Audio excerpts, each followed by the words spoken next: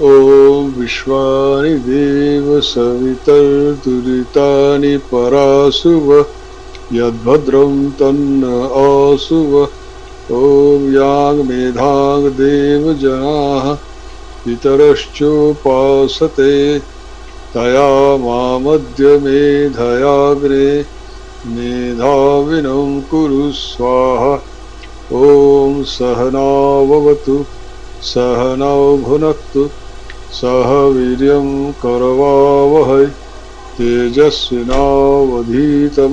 मा विद्विषावहै। ओम शांति शांति शांति। हम लोग 10वें अध्याय पर थे, उसके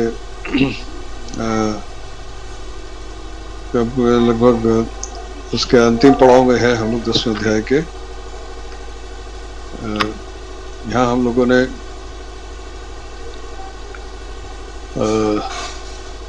पिछली बार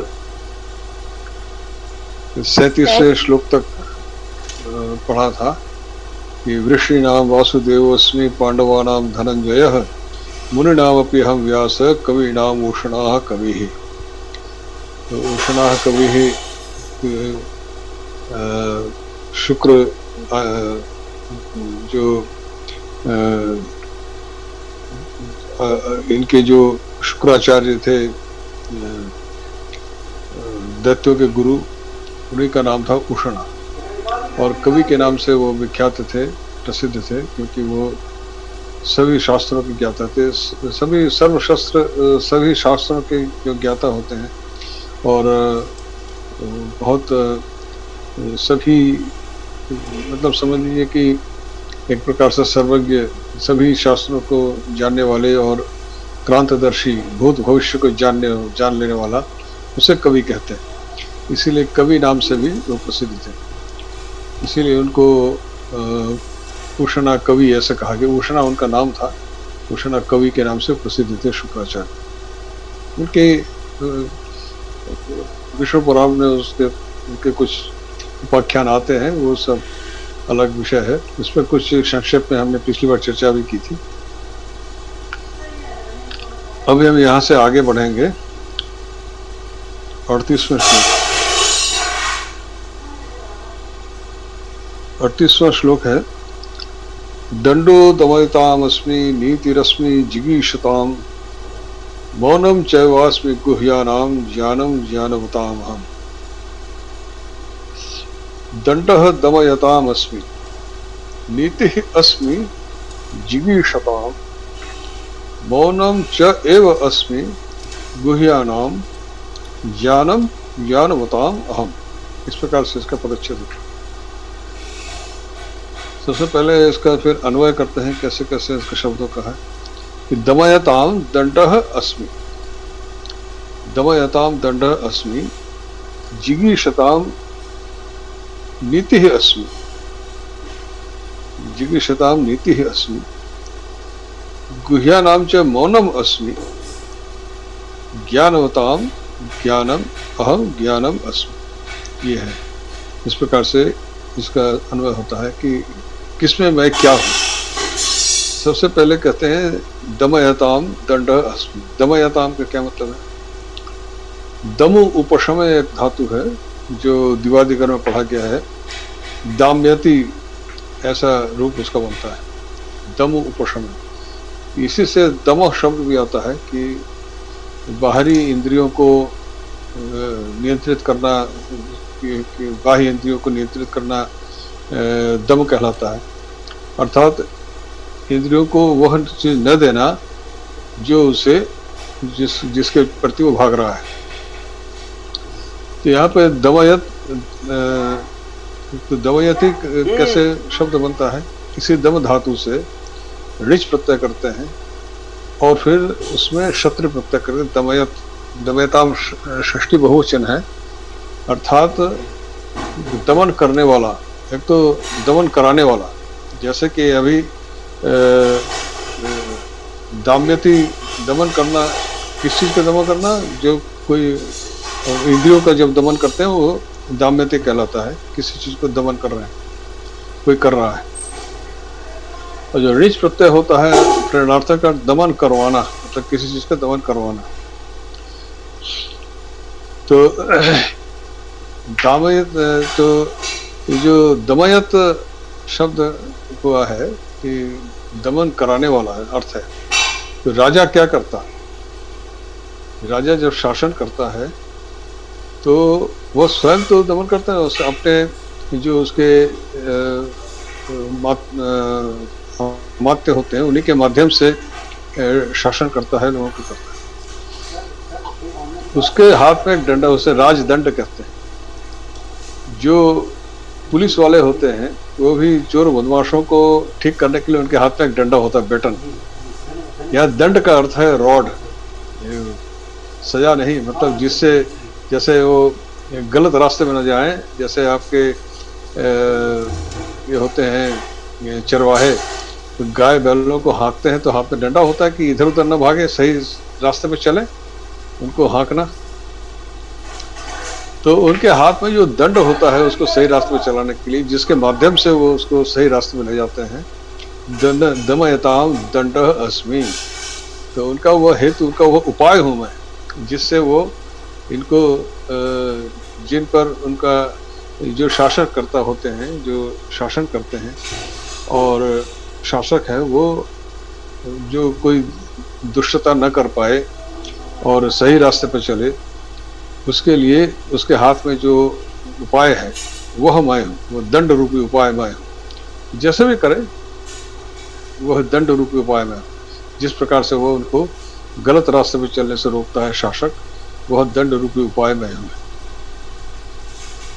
फिर कहते हैं नीति अस्मि जिगीषताम, जी धातु जी जय, जयति ऐसे रूप बनता है। उसी को जो एक संस्कृत व्याकरण में सन प्रत्यय होता है इच्छार्थक, मतलब जो किसी को इच्छा करना, जैसे कि पिपासा, मतलब कुछ पीने की इच्छा होती है तो उसको प्यास लगना कहते हैं ना, तो उसी को पिपासा कहते हैं। जिज्ञासा, जिसे ज्ञा धातु से बनता है कि कुछ जानने की इच्छा है, उसी को जिज्ञासा कहते हैं। उसी प्रकार ये सब वही सन प्रत्यय से ये सब शब्द बनते हैं। वैसे ही जी धातु, जीतने की इच्छा से जिगीषा, जिगीषा शब्द बनता है। तो वो उसी में जीतने की इच्छा करने वाले, उसमें शत्रु प्रत्यय करेंगे, जीतने की इच्छा करता हुआ व्यक्ति, जिगीषत, जिगीषताम। सन प्रत्यय करने के बाद फिर शत्रु प्रत्यय करते हैं, तब जिगीषत बनता है। और जिगीषत का अर्थ है जीतने की इच्छा करता हुआ व्यक्ति, जीतने की इच्छा करने वाला। वैसे उसी की षष्ठी बहुवचन जिगीषताम। ऐसे जीतने की इच्छा करने वालों में मैं क्या हूँ?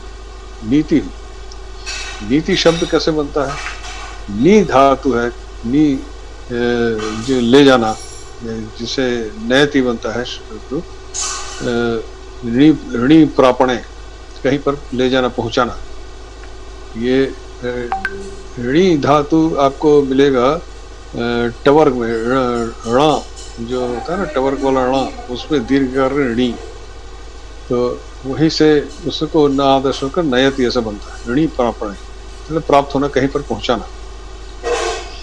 तो नीति जिसको अंग्रेजी में कहते हैं पॉलिसी, कि जब भी कोई युद्ध होता है तो उसकी एक नीति बनाई जाती है, जिसको हम कहते हैं रणनीति।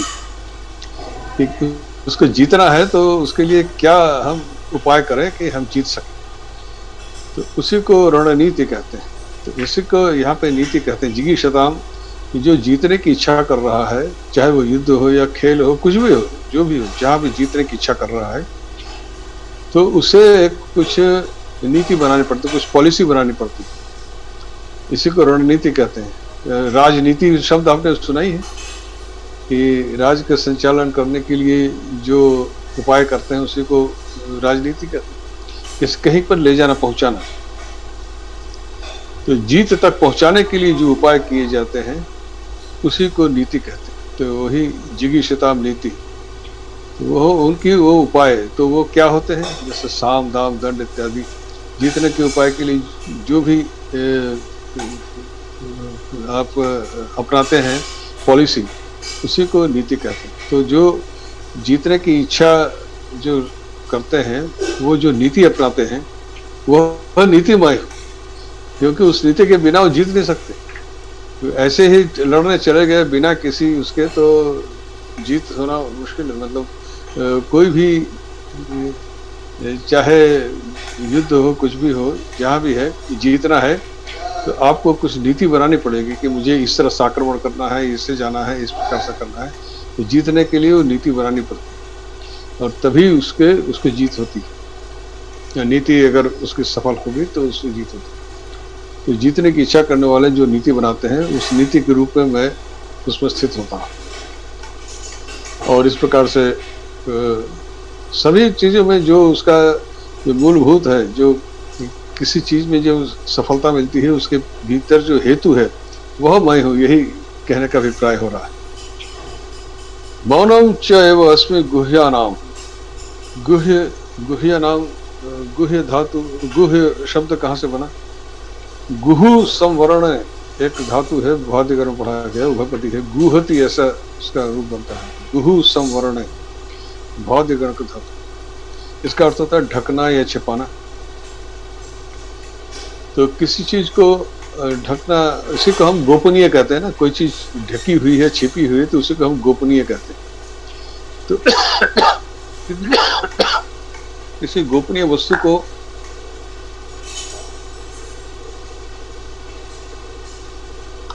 किसी गोपनीय विषय को अगर गोपनीय है बनाए रखना है, तो उसका उपाय क्या है? मौन, अर्थात कुछ न बोलना। मौन का अर्थ है कि वाग व्यवहार रहित, मतलब कुछ न बोलना, जिसको मौन कहते हैं। यह मन धातु से मौन शब्द, मन से मुनि बनता है।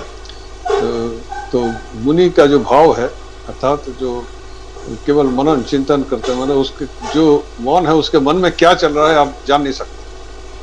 आप जान नहीं सकते वो क्या है, उसके मन में क्या चल रहा है। तो मौन का यह अभिप्राय है कि उसके मन में क्या चल रहा है आप नहीं जान सकते। तो किसी चीज़ को गोपनीय वस्तु है जो कि छुपी रहनी चाहिए, तो उसको छुपी रहे, तो उसका उपाय क्या है? मौन। जो ज़्यादा बोलता है वो फिर बक देता है कि वो फिर उसके, जैसे कहते हैं ना, किसी के पेट में बात नहीं पचती। हम लोग आपस में कहते हैं ना, फलाने के पेट में बात नहीं पचती, अर्थात उसने कुछ सुना दूसरे को जाके बोल दिया। तो मौन का मतलब है कि अगर किसी चीज़ को गोपनीय, गुप्त रहना चाहिए, तो उसको गोपनीय रखने का उपाय क्या है? उसको व्यक्त न करना, न बोलना। तो वह मौन, वह जो उपाय है, हेतु है, किसी गोपनीय विषय को गोपनीय बनाए रखने का जो उपाय है मौन, वह मैं। तो यह सभी चीज़ों को बताते जा रहे हैं, जो जिस प्रकार से क्रियाएं होती हैं, उसका जो हेतु है, उसका जो उपाय है, उस रूप में वह विद्यमान है सर्वत्र। ज्ञानम ज्ञानवताम हम, ज्ञानवत, यहाँ भी ज्ञान शब्द के साथ ज्ञा धातु से ज्ञानम बनता है, और उससे फिर मतु प्रत्यय करके ज्ञानवत, ये जो जैसे आपके बलवान वैसे ही ज्ञानवान, बलवान धनवान वैसे ही ज्ञानवान। ज्ञानवत को जब प्रथमा व्यक्ति में करेंगे तो ज्ञानवान बनेगा। यहाँ षष्ठी बहुवचन है तो ज्ञानवताम, अर्थात ज्ञानवान लोगों में मैं ज्ञान हूँ। ज्ञानवताम, ज्ञानवान लोगों से क्या अभिप्राय है? तो ज्ञानवान लोगों से अभिप्राय है कि जो यहाँ ज्ञान शब्द को पहले जान लें, फिर ज्ञानवान को जानेंगे। यहाँ पर ज्ञान का अभिप्राय उसी जो हमारे शास्त्रों में, उपनिषदों में, गीता में जहाँ पर कहा गया है, ज्ञान के दो प्रकार अर्थ किए गए हैं। एक तो परोक्ष ज्ञान, एक अपरोक्ष ज्ञान। परोक्ष ज्ञान वो है कि जो दूसरे से सुन करके हम जान पाते हैं। जैसे पुस्तकों में, शास्त्रों में पढ़ करके ऋषियों ने देखा, और अपरोक्ष होता है जो स्वयं अनुभूति की जाती है। जैसे ऋषियों ने जो कुछ देखा, अनुभव किया, वह उन्होंने वेदों में, शास्त्रों में बता दिया, और उसके माध्यम से हमने उसको जाना। यह हमारा परोक्ष ज्ञान है। और ऋषियों ने प्रत्यक्ष देखा तो वह उनका अपरोक्ष ज्ञान है। जब निधिध्यासन इत्यादि के द्वारा, योग इत्यादि के द्वारा जब कोई मनुष्य उस उपलब्धि को, उस अपरोक्ष ज्ञान की स्थिति में पहुंचता है, तो उसी को कहा गया है ज्ञानवताम। उस अपरोक्ष ज्ञान जो है, ऐसे अपरोक्ष अनुभूति संपन्न लोगों में उनकी जो अनुभूति है अपरोक्ष की, वह मैं हूँ। जो अनुभूति है वो अपरोक्ष अनुभूति, वह मैं हूँ। जो ज्ञानवताम, ऐसे अपरोक्ष अनुभूति संपन्न लोगों में जो उनके भीतर जो अपरोक्ष अनुभूति का जो भाव है, जो अनुभव है, वह मैं हूँ, वह ज्ञान रूप मैं हूँ। क्योंकि उन्होंने अनुभव कर लिया, अनुभव किया, अनुभूति की है। उसको देखा नहीं जा सकता, उसको अनुभव किया जा सकता है। उस ब्रह्म को देखा नहीं जा सकता, उसको अनुभव किया जा सकता है। वह अनुभूति मैं हूँ, क्योंकि मुझे कोई देख नहीं सकता, मुझे अनुभव कर सकता है। वो चाहे तो दर्शन दे सकते हैं किसी भी रूप में, वह तो उनकी इच्छा है, पर वह अनुभूति के विषय हैं, उनको अनुभव किया जा सकता है। और जो योगी समाधि में पहुंचता है, वो उनको अनुभव करता है, उसकी अनुभूति होती है। उसको कभी वो अपने भाषा में उसको व्यक्त नहीं कर सकता उसने क्या अनुभव किया। तो इसलिए वह कभी, परमहंस रामकृष्ण परमहंस कहते हैं, ब्रह्म उच्छिष्ट नहीं, झूठा नहीं हुआ। क्योंकि वो होठों से, वो जो चीज़ हम होठों से लगाते हैं वही तो झूठा होता है ना। तो जो बोला नहीं गया, जिसको बोला नहीं जा सकता, तो होठों से प्रकट नहीं हुआ, तो उच्छिष्ट नहीं हुआ। ब्रह्म कभी होठों से व्यक्त नहीं हो सकता, मतलब वाक्य से, शब्दों से कभी उसको अभिव्यक्त नहीं किया सकता। उसको जिसने अनुभव किया है, केवल वही जान सकता है कि वह क्या है। वह किसी को दूसरे को बता नहीं सकता, उसको अनुभव कराया नहीं जा सकता।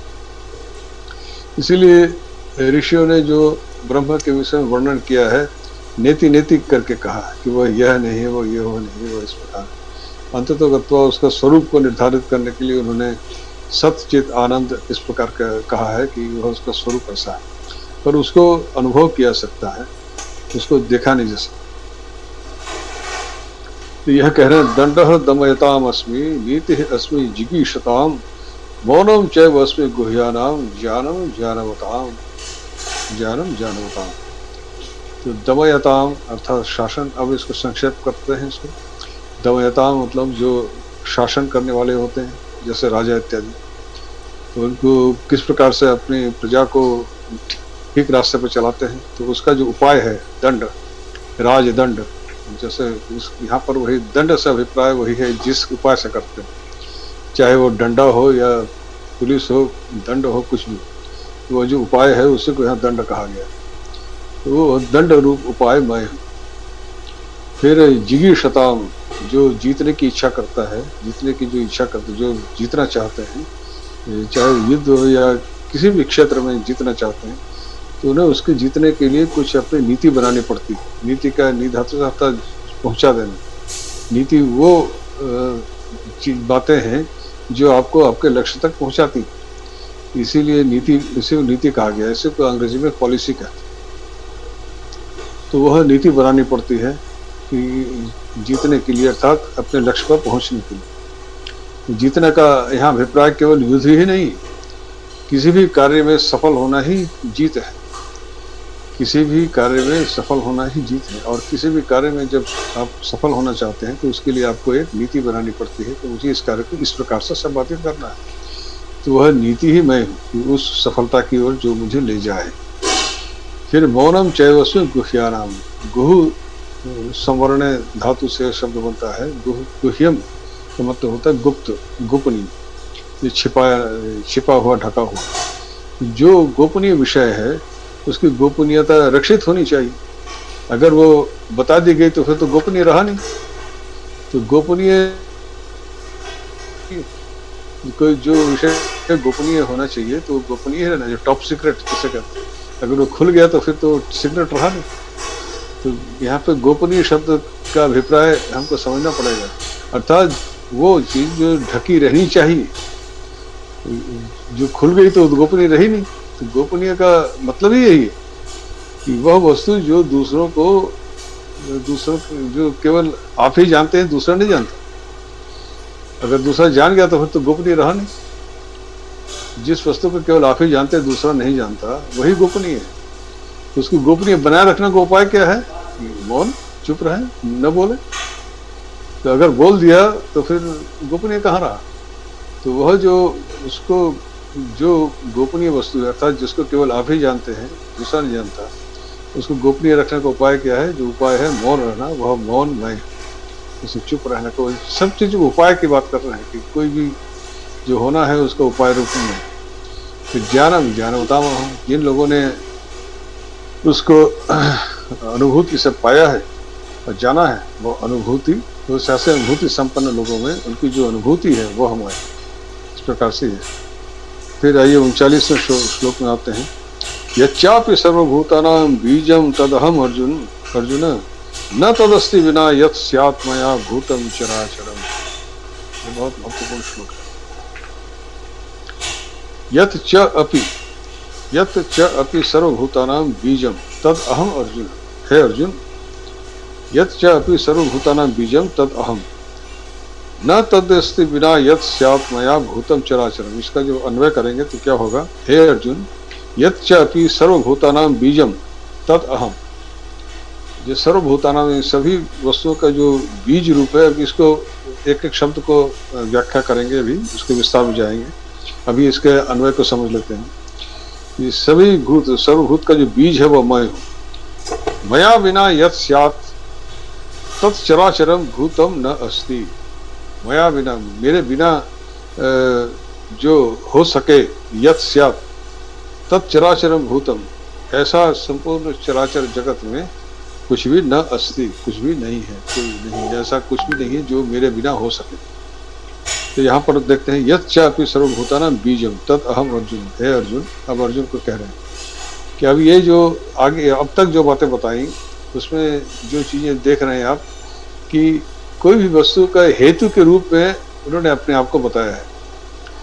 तो कोई भी वस्तु जब उत्पन्न होता है इस जगत में, चाहे वह जीव जंतु है, वृक्ष हो या कुछ, उसका कोई हेतु होगा, उसी को बीज कहा है। बीज शब्द जन धातु से उत्पन्न होता है। जन मतलब जैसे जायते मतलब उत्पन्न होना, जनी धातु से। जनी धातु से वी उपसर्ग है, उसका दीर्घ हो जाता है वी के, और व को ब, ऐसा वकार को बकार उच्चारण होता है। तो उसको वी उपसर्ग को ई को दीर्घ होकर के, व को ब होकर के बीजम ऐसा होता है। तो जनी धातु से यह सिद्ध होता है। तो यह तो जन्म लेना, जायते उत्पन्न होना। तो जिससे जो किसी वस्तु के जन्म का जो हेतु है, कारण है, वह बीज है। तो यहाँ पर भी उन्होंने सभी सर्वभूतानाम, सर्वभूत का मतलब यहाँ पर हो गया कि चाहे वह आगे कहा ना चराचरम, भूतम चराचरम, चर और अचर। चराचरम, चर मतलब चलने फिरने वाला, और अचर मतलब स्थिर, जो चलता फिरता नहीं। चलते फिरने वालों में जो प्राणी जगत है, अर्थात पशु पक्षी मनुष्य कीट पतंग से लेकर के मछली इत्यादि जो भी हिलने डुलने वाले, वो चर में आ गए। और अचर में जो स्थावर स्थिर है, जैसे पत्थर, चट्टान, पर्वत इत्यादि, जो अपनी जगह से हिलते नहीं। वृक्ष भी अपनी जगह से हिलते नहीं, पर वो भी किसी बीज से ही उत्पन्न होते हैं। पर सभी का, चाहे वो वृक्ष हो, पशु पक्षी मनुष्य हो, या पत्थर चट्टान इत्यादि हो, उनकी उत्पत्ति का कोई ना कोई कारण है। उसी को उन्होंने कहा बीज। तो सर्वभूतानां बीज, यत् च अपि, जो कुछ भी है, यत् च अपि, जो कुछ भी, व्हाट्सोएवर, जो मोर मतलब च का मतलब यहाँ पर है, एक इंग्लिश में आप कहेंगे मोरवा, और भी, जैसे च अपि से कहते हैं, च अपि। आप अभी तक जो कहा उसके बाद की बात कर रहे हैं, तो मोरवा, और भी, यत् च अपि, अपि च मतलब और भी। च अपि का मतलब अपिच मतलब और भी, सुनो, और भी, मोर ओवर, यह जो यत जो भी है, यत मतलब व्हाट्सओवर, जो कुछ भी है, सर्वभूता नाम, जो भी सर्वभूत जो कुछ भी है, यह जो चाहे जो कुछ भी तुम्हें दिखाई दे रहा है, उसका बीज, उसका कारण वह मैं ही हूँ। इससे पहले भी उन्होंने सभी का हेतु अपने आप को बताया, ये क्या उसका बीज मैं हूँ। और फिर क्या कह रहे हैं कि न तदस्ति बिना यत स्यात् मया, अर्थात मया बिना, यह उसको अन्वय करेंगे तो मया बिना, तो मेरे बिना, कि यत स्यात्, मया बिना यत स्यात्, मेरे बिना जो हो सके, स्यात् मतलब वो अस धातु का लिंग लकार में बनता है स्यात्, मतलब जो हो सके, मेरे बिना जो हो सके, ऐसा न तद अस्ति भूतम चराचर। तो भूतम चराचरम, चर अचरम, चरम च अचरम च, चर का मतलब मैंने बताया चलने वाला, और अचरम मतलब जो नहीं तत्पुरुष करके अचरम बनता है नहीं। और चरम च अचरम च, यहाँ पर द्वंद्व समास नहीं, यहाँ पर है विशेषण उभय पद कर्मधारय, अर्थात इसमें एक दूसरे के विपरीत है, जो चरम च अचरम चराचरम इस प्रकार से बनता है। जैसे श्वेत कृष्ण, एक कोई घोड़ा है जो जिसका सफेद रंग भी है, काला, कुछ घोड़े होते हैं ना जिसमें सफेद भी है काला भी है, श्वेत कृष्ण जो सफेद भी है काला, तो दोनों विशेषण है।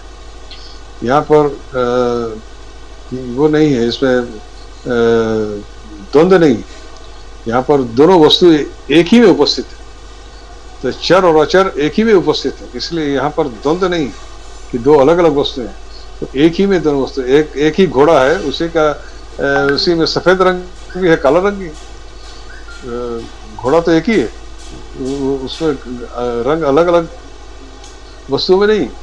तो चर और अचर जो है वो एक ही वस्तु, एक ही जगत में है, इसलिए वो यही जगत है, उसी में चर भी है और अचर भी है, इसलिए यहाँ पर द्वंद्व समास नहीं, यह कर्मधारय है, उभय पद विशेषण कर्मधारय कहलाता है। चराचर जैसे कृताकृतम, कृत और अकृत, कृताकृतम भी उसी तरह का है, जो किया और जो नहीं किया, अर्थात वह एक ही व्यक्ति है, जो जिसका अर्थ कर्म, अर्थात जो किया वो भी कर्म है, जो नहीं किया वो भी कर्म है। तो कृत और कृत च अकृतम, अकृतम कृतम च अकृतम च कृताकृतम, वैसे चरम च अचरम च चराचरम, एक ही जगत, जगत एक ही है, उसी में कुछ वस्तुएं चलते फिरने वाली हैं, कुछ वस्तुएं स्थिर हैं, तो उसको चराचरम कहा। तो उसी प्रकार से जो कर्म है हमारा, उसमें जो नहीं किया वो भी कर्म में आता है, और जो किया वो तो है ही है। तो कृतम च कृतम, इसको मैं उदाहरण के समझा के बता रहा हूँ कि चराचरम का अर्थ क्या है, एक ही वह जगत है जिसमें कुछ वस्तुएं हैं जो चलने फिरने वाली हैं, कुछ हैं जो स्थिर है, ये दोनों मिलाकर संपूर्ण जगत है। तो इस संपूर्ण जगत में जो कुछ भी भूतम चराचरम, भूतम मतलब जो कुछ भी है, जो भी आपको दिख रहा है, जो चलने फिरने वाली संपूर्ण जगत में जो चलने फिरने वाली वस्तु है और जो स्थिर है, वो सब कुछ मेरे बिना हो जाए ऐसा कुछ भी नहीं है, मेरे बिना जो हो सके ऐसा कुछ भी नहीं।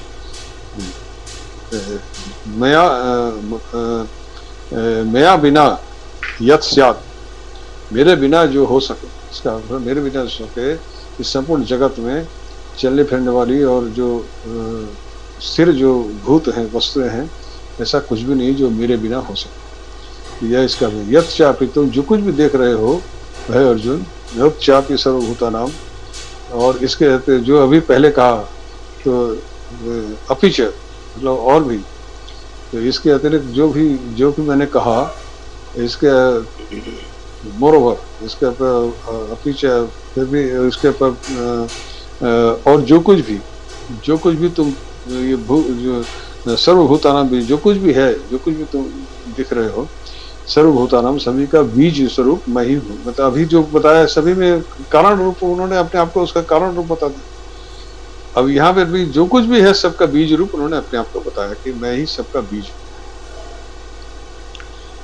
फिर कह रहे हैं नान्तो अस्ति मम दिव्यानां विभूतीनां परं तप एष तु उपदेशतः प्रोक्तो विभूतेर्विस्तरो मया। हे परम तप, हे अर्जुन, न अंत अस्ति मम दिव्यानां विभूतीनां। यहाँ क्या कह रहे हैं कि न अंतः अस्ति। अंतः का अर्थ जानते हैं, जिसका एंड, तो जिसका कोई समाप्ति नहीं। तो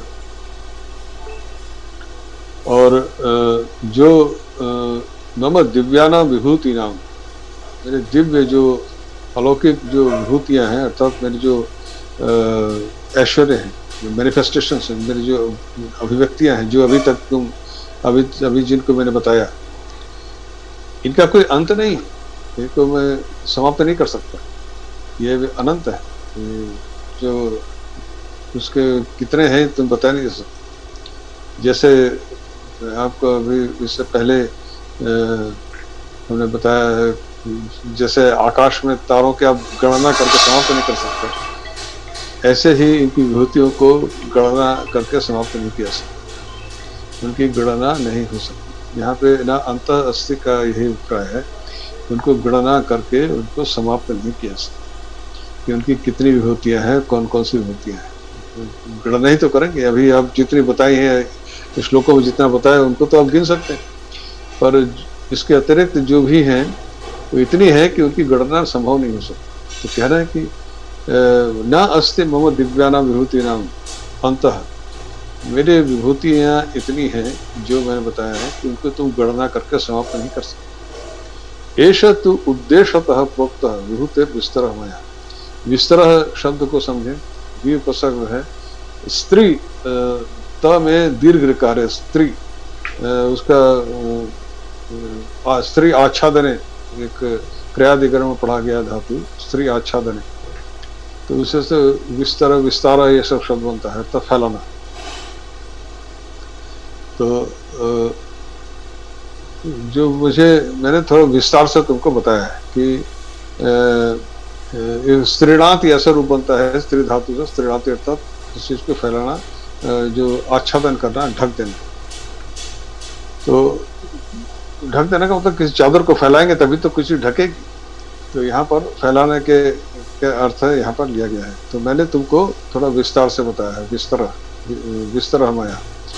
तो यहाँ पर इसको मेरे द्वारा मेरे विभूतियों को थोड़ा विस्तार से तुम बताया गया है। प्रोक्तः, प्रवच धातु से उक्तः शब्द बनता है, तो प्रोक्तः बना, तो मेरे द्वारा बताया गया, त प्रत्ययांत है, अर्थात बताया गया है मेरे द्वारा। और जो यहाँ पर विस्तार का मतलब, यहाँ पर एक दूसरा अर्थ भी है, वर्णन किया गया है, मतलब किसी से विस्तार करना मतलब वर्णन करना भी यहाँ पर अभिप्राय है। और यहाँ पर जो है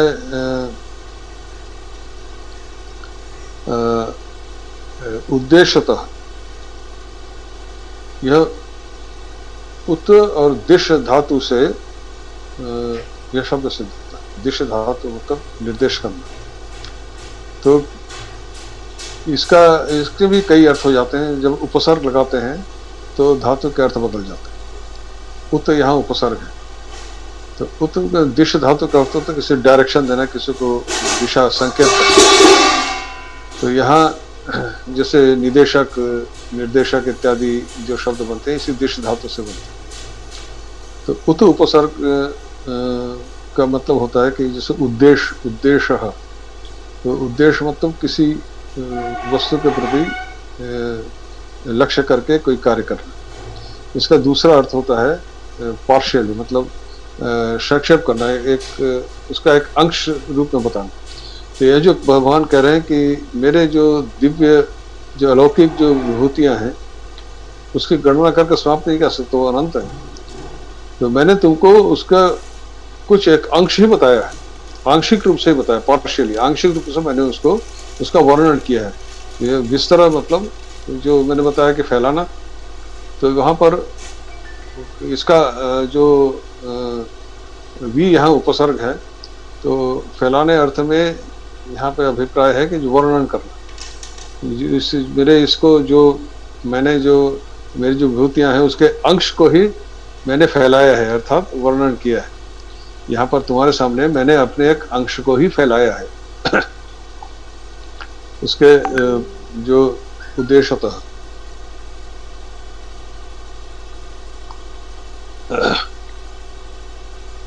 उद्देश्य शब्द में फिर एक तसी प्रत्यय होता है, उसको करके उद्देश्यतः होता है, शब्द होता है, बनता है कि उद्देश्य के लिए, मतलब उसके लिए, इस प्रकार से अर्थ होता है। या उसका ये होता है जैसे हम कहते हैं ना, गृहतः आगच्छति, उद्देश्यतः मतलब उस अंश से, उस दिशा में। तो जो मेरा जो उद्देश्य का यहाँ पर अभिप्राय है कि उसका एक अंशतः, मतलब एक अंश से ही मैंने तुमको बताया है। यहाँ पे उसका जैसे कहना गृहता से, गृह से आ रहा है, तो जो मेरा अनंत, मेरी जो विभूतियां हैं उसके एक अंश से ही मैंने तुमको वर्णन किया है, पूरे से नहीं, उसके एक अंश से ही वर्णन किया, पार्शियल, उसके एक पार्ट से ही मैंने तुमको वर्णन किया। विभूतियां तो उद्देश्यतः का मतलब यही है, उसके अंश से मैंने तुमको जो कुछ बताया है, उद्देश्यतः का यह अभिप्राय है। जैसे हम कहते हैं काशीता आगच्छते, काशी से आ रहा है, गृहता आगच्छते, तो अंश से ही मैंने, उसके अंश से, एक पार्ट से मैंने तुमको बताया है। उद्देश्यतः कि यह अभिप्राय है कि प्रोक्तः मैंने बताया है, मेरे द्वारा बताया गया, मया प्रोक्तः, ऐसा मया प्रोक्तः, मेरे द्वारा बताया गया, या मैंने बताया, ऐसा उसका अगर अनुवाद करेंगे इस प्रकार से अर्थ होगा। फिर आइए इस अध्याय का अगला श्लोक, यह भी अत्यंत महत्वपूर्ण है। यद यद विभूतिमत् सत्वं श्रीमदूर्जितम् एव वा तत्तदेव अवगच्छत्वं मम तेजोंश संभवम्। यहाँ पर अंश शब्द आ गया, तो जो हमने चर्चा की वह यहाँ पर और स्पष्ट हो।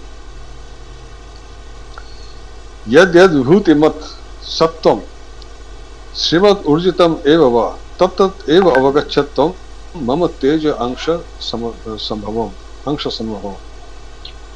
तो यद यद विभूतिमत, यहाँ पर भी विभूति, यहाँ पे मत प्रत्यय हुआ है, वही जैसे बुद्धिमत से बुद्धिमान, विभूतिमत से विभूतिमान, तो यहाँ पे ये नपुंसकलिंग शब्द है, सत्वम के विशेषण के रूप में ये सब शब्द प्रयोग हो रहा है। यदि सत्वम मतलब सत्तावान पदार्थ, सत्य मतलब होता अस धातु से सत, शत्रु प्रत्यय करना, सत मतलब जो है, और उसमें त्व प्रत्यय, त्व तलो दो प्रत्यय होते हैं। एक त्व प्रत्यय नपुंसक लिंग में होता है और तल प्रत्यय स्त्रीलिंग में होता है। जैसे महान शब्द से महत्वम और महत्ता दोनों प्रकार के शब्द होते हैं, दोनों का ही एक ही अर्थ है। वैसे सप्तम और सत्ता दोनों ही समार्थक, अंतर केवल इतना है, सप्तम शब्द नपुंसक लिंग में है और सत्ता शब्द स्त्रीलिंग में है। महत्वम शब्द नपुंसक लिंग में, महत्ता शब्द स्त्रीलिंग में है। ऐसे सप्तम, सत का जो भाव है वही, जैसा महत्वम, तो महानता का जो भाव है वह महत्वम कहलाता है, ये महत्ता कहलाता है। वैसे ही सत मतलब होने का जो भाव है वो सप्तम कहलाता है। अर्थात जो सत्तावान पदार्थ जो है वो, उसको सप्तम कहा गया है। ये नपुंसक लिंग में प्रयोग है, तो इसलिए बाकी सारे शब्द नपुंसक लिंग में। यद यद विभूति मत, यद यद जो जो, यद यद यह भी नपुंसक लिंग, विभूति मत जो विभूति जिसमें है, विभूति जिसमें है, मत प्रत्यय किया गया, विभूति अस्मिन् अस्ति इति विभूति मत, जिसमें ये विभूति है। और श्रीमत ऊर्जितम एव वा, श्रीमत, श्री में भी श्री और मत मिलकर के श्रीमत हुआ। उसी से पुल्लिंग में श्रीमान बन जाता है, स्त्रीलिंग में श्रीमती होता है, और श्रीमत नपुंसक लिंग में। यह श्री अर्थात जो श्री युक्त, तो जो सुंदरता युक्त है, यहाँ श्री का अभिप्राय है रूप, सुंदरता और उसकी अच्छाई, जो उसकी मतलब उत्तमता, वही है श्री। यद्यत विभूतिमत जिसमें ऐश्वर्य है, विभूति का मतलब वही ऐश्वर्य जो अभी बताया, और श्रीमत जिसमें वह सुंदरता है, रूप है, और फिर ऊर्जितम एव वा, ऊर्जितम मतलब ऊर्ज एक धातु है जो चौराधिकरण में पढ़ा गया है, बल प्राणानय हो, मतलब उसका अर्थ होता है वृद्धि करना, बढ़ाना, अर्थात जो वृद्धि युक्त या अधिकता में, जो जिसमें भी यह विभूति, जो भी सत्वान में जो तुम ये जो विभूति या जो यह जो श्री, ये अधिकता से देखो, जिसमें अधिकता में है, तो समझ लेना तत्त एव अवगच्छ, तत्त वह एव अवगच्छ, वो उसको ऐसा जानो, तुम ऐसा जानो, अवगच्छ तुम ऐसा जानो, क्या मम तेज अंश संभवम, मेरे ही तेज के अंश का से वह उत्पन्न हुआ। अब यहाँ अंश शब्द आ गया, यहाँ हमने कहा था तदुशतः, उनके एक अंश से सब उत्पन्न हुआ है, यहाँ पर अंश शब्द का ही व्यवहार किया। तेजसः तेजो अंश संभवम, तो यहाँ पर तेजसः अंश, उनके तेजसः अंश यहाँ पर समास है कि तेजो अंश, मतलब यहाँ षष्ठी तत्पुरुष तेजसः अंश, तेजो अंश, तेज अंश, तो यह जो है मेरे तेज का अंश। फिर तेज अंश संभवम, तेज मतलब तेज अंशात संभवम, तेज अंश से जिसकी उत्पत्ति हुई, वह फिर उन दोनों को मिलकर के फिर समास हो गया। तो तेज अंश का मतलब है कि तेजस का क्या अभिप्राय है, कि तेज का अर्थ है कि जो उसके जो तेज का अर्थ ये समझ लीजिए कि जो उसके भीतर जो यहाँ पर समझिए कि शक्ति, हाँ शक्ति, या ये समझ लीजिए कि तेज होता है कि जो उसके भीतर की जो अभिव्यक्ति की जो शक्ति है वो है, मेरे तेज, उनके भीतर की जो बल है वो है, वह तेज अंश संभवम। तो जो यहाँ पर कहा गया है ना कि ऊर्जितम एव वा, जो तेज अंश संभवम, जो बल प्राण, जो ये जो भी उत्पन्न है मेरे जो तेज से ही उत्पन्न है। तेज का पहले भी आया है, पर यहाँ सामर्थ्य कह सकते हैं, सामर्थ्य, हाँ सामर्थ्य। अब भगवान तो सर्व समर्थ है, वह तो तेज का आकर है, मतलब उनका जो तेज, उन्होंने जो भी प्राणी है उसमें वह जो प्राण शक्ति है वही तेज रूप में अभिव्यक्त होता है, और वह उन्हीं से आया है। तो मेरे तेज के एक अंश से यह सब उत्पन्न हुआ है। यह जो भी जगत में जो भी हम देख रहे हैं वह उनके उस प्राण शक्ति के ही अभिव्यक्ति है। तो वह उसी से तेजो अंश संभवम, अर्थात उनके भीतर जो वह प्राण शक्ति है उसी से यह सब उत्पन्न हुआ है, और उसी का यह अभिव्यक्ति है, मम तेज अंश संभवम। और अंश की बात क्यों कही, अब यह आगे भी एकांश अंश आगे भी आएगा, अगले श्लोक में भी आएगा, उसको भी देखेंगे। तो वस्तुतः उनका तो वो तो एक है, उनको अंश में विभाजित नहीं कर सकता, तो वो कि अलग अलग उसके अंश बता दिए जाएं। तो उसमें क्योंकि अभी जैसे इसमें कहा कि मेरे तो विभूति अनंत है, मैंने तुमको केवल संक्षेप में उसका एक अंश से ही कुछ वर्णन किया है।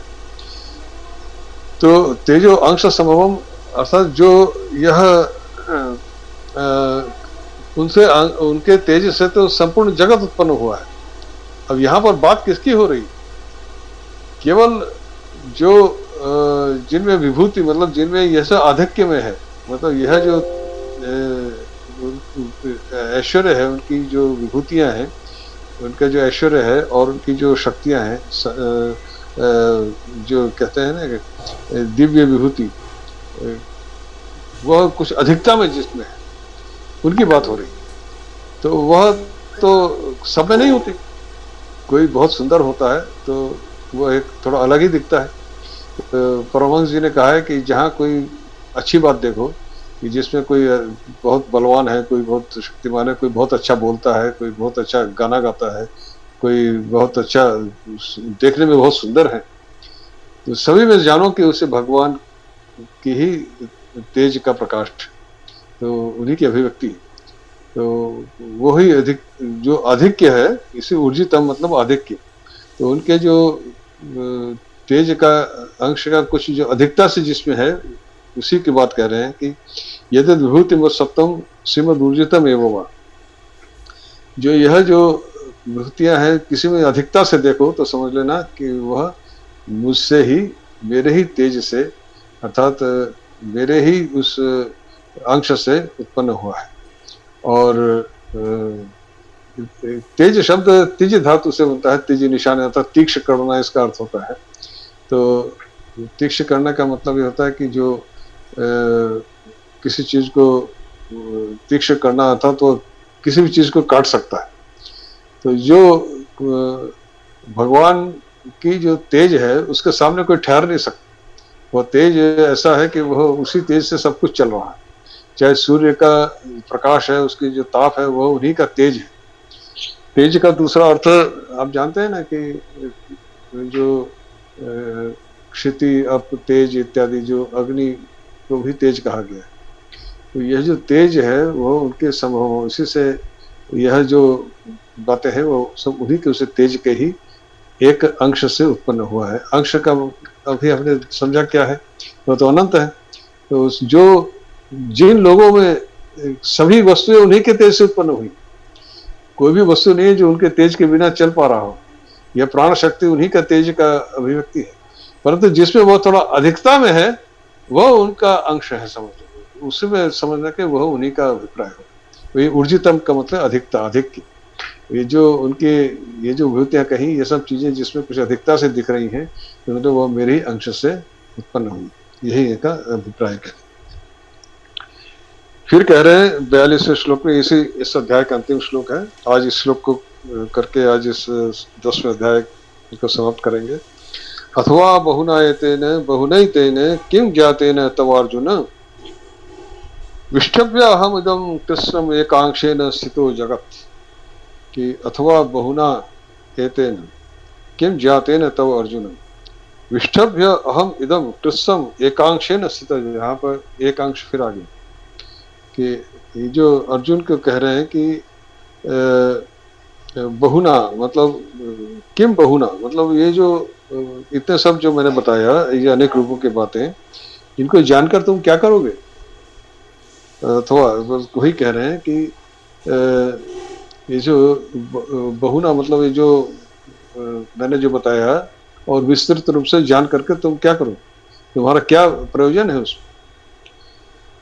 मैं अहम एकांशेन इदम कृष्णम जगत विष्टभ्य स्थितः। अहम एकांशेन, मैं अपने एक अंश के द्वारा।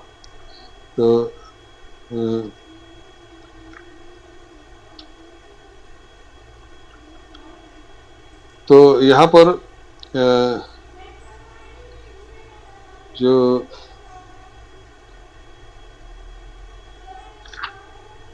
कह रहे हैं कि मैं अपने एक अंश के द्वारा इदम कृष्णम जगत मतलब ये संपूर्ण जगत को विष्टभ्य धारण करके स्थिर हो। तो यहाँ पर कह रहे हैं कि तुम इतना सब जान करके क्या करोगे कि इस जगत को, संपूर्ण जगत को मेरा ही एक अंश। अब यहाँ पर फिर अंश शब्द आया। अब यहाँ पर जो समझने की बात है वो ये है कि अंश से भगवान का क्या अभिप्राय है। कि भगवान तो, उनको तो अंश में बांटा ही नहीं जा सकता, वो तो एक ही है।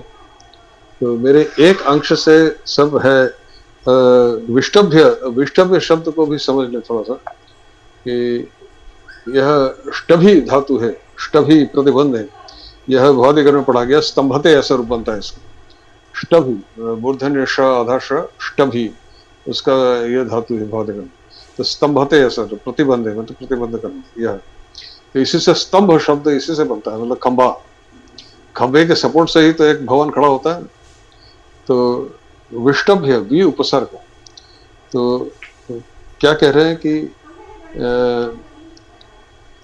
यह जगत विष्टभ्य, जैसे खंबा संपूर्ण भवन को धारण करता है, वैसे ही भवन को सपोर्ट देता है, वैसे ही अहम एकांशेन इदम तिष्ठम जगत विष्टभ्य स्थित। इस संपूर्ण जगत को मैंने रोक रखा है, तो संभाल रखा है। जैसे खंभे जो है वो भवन को संभाले रहते हैं, वैसे इस जगत को मैंने संभाल रखा और अपने एक अंश से। विष्टभ्य का यहाँ अर्थ इस प्रकार से समझ। विष्टभि धातु का क्या अर्थ है? इसी से स्तंभ शब्द इसी से बनता है, अर्थात खंभा। जिस प्रकार से खंभा एक भवन को रोके रखने का आधार होता है। किसी चीज को रोकना है तो हम खंभे लगाते हैं। आप जानते हैं जब छत पड़ती है तो सब बल्लियां लगाई जाती हैं, उसके बगैर रुक ही नहीं सकते। तो यह वो बल्ली के रूप में उन्होंने सब उसको रोक रखा। ऊपर बल्ली हम लगाते हैं तो नीचे भूमि होती है तब तो उनके लिए भूमि क्या है? तो वही वो आधार है, और उन्होंने स्वयं वो आधार है, और संपूर्ण उन्होंने उसको रोक रखा अपने एक अंश से। जैसे खंभा भवन को रोकता है, वैसे उन्होंने संपूर्ण जगत को धारण कर रखा है। तो यहाँ पर एक अंश से क्या मतलब है? अब ऋग्वेद में पुरुष सूक्त का तृतीय मंत्र आता है, जिसमें कहते हैं पादो अस्य विश्वाभूतानि त्रिपादस्यामृतम दिवि, अर्थात ब्रह्म के एक पाद अर्थात एक अंश के द्वारा समस्त ब्रह्मांड परिव्याप्त। अब जो उन्होंने हमारे प्राचीन ऋषियों ने इसको पाद के रूप में वर्णन किया है। जैसे पाद कहते हैं पैर, एक गाय है उसके 4 पैर होते हैं, तो पाद का एक अर्थ होता है एक चतुर्थ अंश, और अंश कहेंगे तो वह संपूर्ण से अलग हो जाता है। मतलब उसके एक गाय के 4 पैर हैं तो गाय से अलग तो नहीं है उसके पैर, गाय तो संपूर्ण, इसीलिए पाद शब्द का व्यवहार किया कि वो तो संपूर्ण है, उसको बताने के लिए कि उसका अंश के रूप में, कि जैसे गाय के 4 पैर हैं, उसके एक पैर से वैसे त्रिपाद, वैसे उनके जो संपूर्ण ब्रह्म के एक अंश से यह समस्त जगत व्याप्त है, अर्थात एक पाद एक अंश से ब्रह्मांड परिव्याप्त है, और बाकी 3 पाद अर्थात अनंत जो स्वर्ग इत्यादि वो सब में अभिव्यक्त है। तो एक पाद से यह समस्त जगत, और बाकी 3 पादों से जितने स्वर्ग आदि जितने लोग हैं और दूसरे हैं सब जगत, जो मतलब जो हमें सृष्टि जगत जो दिखता है, और जो नहीं दिखते वो उनके बाकी 3 पाद है। जो दिखता है हमें वह जगत जो हमें दिखता है अपने इंद्रियों से, और उसको उन्होंने अपने एक पाद से धारण कर रखा, बाकी 3 पादों से बाकी संपूर्ण जो हमें नहीं दिखता वह सब है। और ब्रह्म सर्वव्यापक है, तो उनमें अंशांशी भाव होना तो संभव नहीं कि इसका यह अंश है और इसका यह है, तो सर्वव्यापक है, एक ही। इस प्रकार से उसको बताने का प्रयास किया है। इसमें और भी उपनिषद मंत्र आते हैं जो इस भाव को व्यक्त करते हैं। जैसे आपके उसमें है पूर्णमदः पूर्णमिदं पूर्णात् पूर्णमुदच्यते पूर्णस्य पूर्णमादाय पूर्णमेवावशिष्यते। वह तो पूर्ण है, उसमें से पूर्ण निकालो तभी पूर्ण ही अवशिष्ट होता है, तो उसमें से कुछ अलग नहीं किया सकता। जो कह रहे हैं कि मैं जो एक जो जगत का एकांश इसमें अवस्थित हो एक अंश के द्वारा, तो वही वह एक प्रकार से समझ लीजिए ऋग्वेदीय सूक्त का ही एक अभिव्यक्ति है कि जिसमें उसके 4 पाद माने गए हैं। मुंडक उपनिषद में भी आता है, मांडुक्य उपनिषद में आता है कि 4 पाद माने गए हैं, जिसमें कि एक जागृत सप्त सुषुप्ति और तुरीय, इस प्रकार से 4 पाद माने गए। चतुर्थ पाद तुरीय कहा गया। तो यह पाद का मतलब यही है कि वह एक है और उसके यह उसको एक पाद के रूप में बताया गया है कि वो एक ही है, उसको अंशांशी नहीं किया सकता कि उसका अंश इसको पाद शब्द का व्यवहार किया।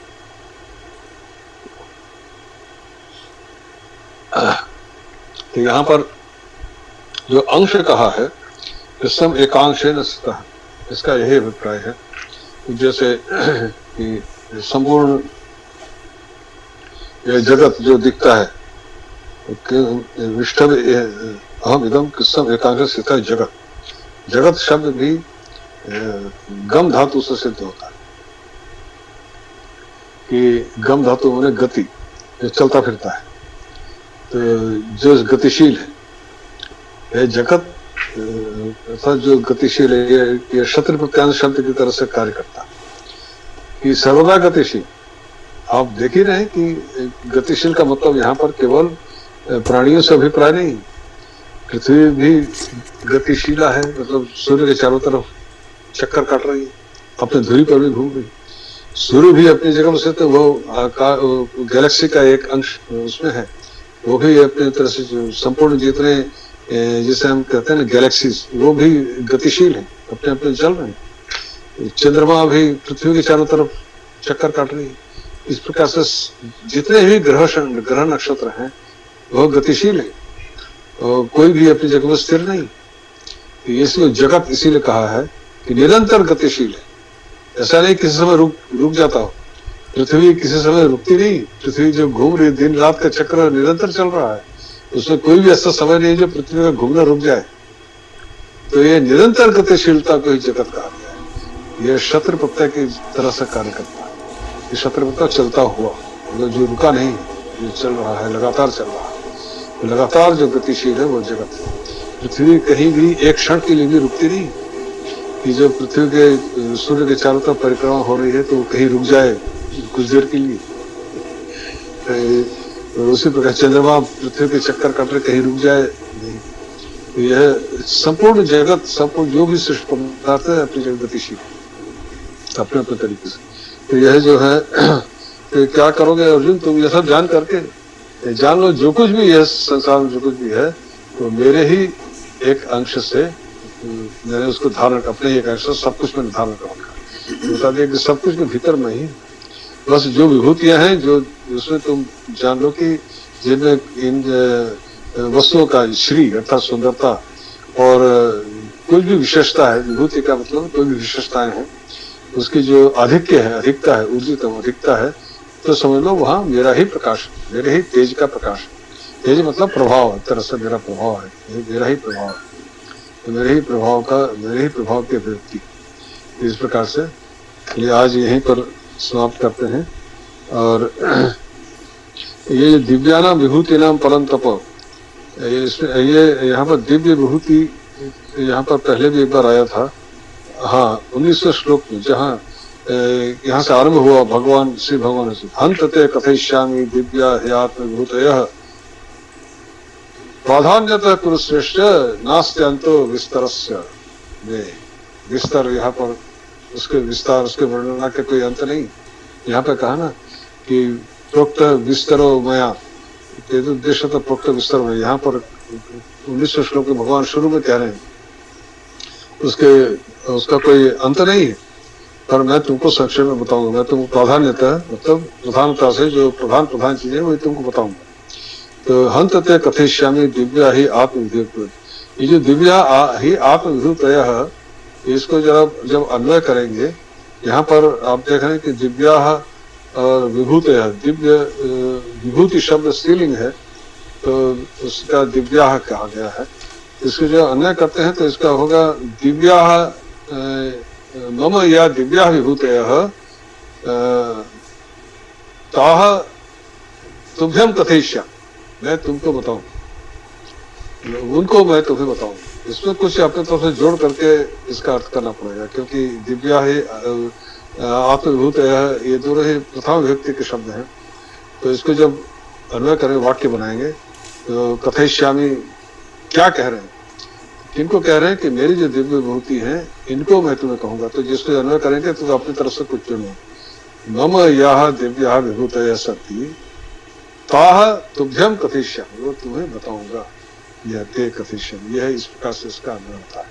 तो उन्हीं वही भगवान ने यहाँ बताया कि ये मेरी जो दिव्य विभूतियां हैं उन्हीं को मैंने फिर 40वें श्लोक में कहते हैं ना अस्य मम दिव्यान विभूति न परंतु, मतलब अंत तो है नहीं, ये तो पहले ही बता दिया था कि इसका कुछ अंत नहीं है।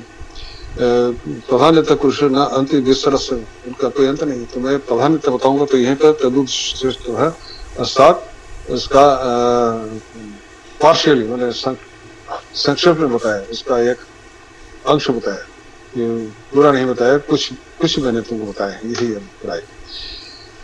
चलिए आज इतना ही, इसके साथ ही हमारा 10वां अध्याय समाप्त होता है। अब अगली कक्षा से, हाँ किसी ने हाथ हैंड रेस किया, अमिताभ जायसवाल जी आपने हाथ उठाया। प्रणाम सर। बताइए सर, निधि ध्यासन शब्द आपने भी बोला था, उसको थोड़ा सा डिटेल कर दीजिए प्लीज। निधि ध्यासन का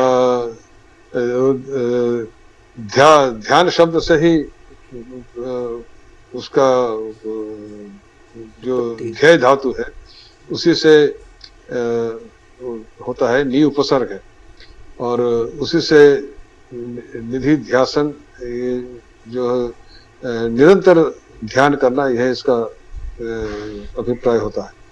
चलिए इसकी व्युत्पत्ति थोड़ा विशद है, इसको थोड़ा विस्तार से कभी समझाएंगे, अगली कक्षा में समझाएंगे क्योंकि इसमें समय लगेगा। इसका यूं समझ लीजिए कि ध्यय धातु जो है, ध्यान जिससे शब्द बनता है, उससे से निधि ध्यासन भी शब्द उससे बनता है कि निरंतर ध्यान करने को निधि ध्यासन कहते हैं। संक्षेप में इतना है, पर इसमें और भी चीजें हैं, उसको और विस्तार से कभी और बताएं। ठीक है, धन्यवाद सर। माधुरी मराठे शांति पाठ कीजिए। जी आचार्य, शांति पाठ।